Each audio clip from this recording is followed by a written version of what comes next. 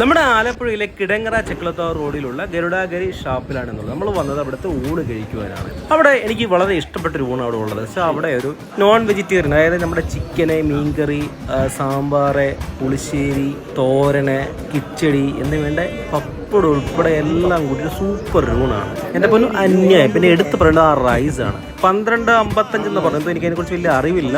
അറിയാവുന്നവരൊന്ന് comment ചെയ്യുക. സംഭവം സൂപ്പറാണ്. നല്ലൊരു ചുമന്ന അരി. നമുക്ക് ഫുഡ് സെർവ് ചെയ്ത് കേട്ടാൻ പറഞ്ഞത് ഇത് ഗരുഡാഗിരി ഷാപ്പിന് അടുത്തുള്ള പാടങ്ങളിൽ കൃഷി ചെയ്ത് നെല്ലാണെന്നാണ്.